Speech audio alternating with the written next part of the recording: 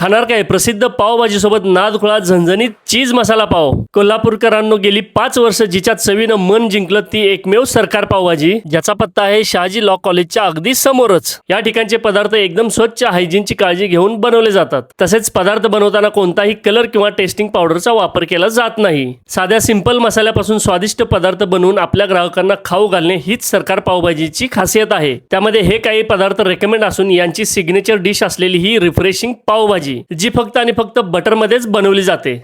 सोबतीला हा सरकार स्टाईलमधील कोल्हापुरात कुठेही न मिळणारा खास कस्टमाइज पाव, जो पावभाजीच्या चवीला देतो एक रॉयल टच. तुमच्या जास्त भुकेसाठी हा एका प्लेटमध्ये सगळा तडका असलेला सरकार कोंबो मिल.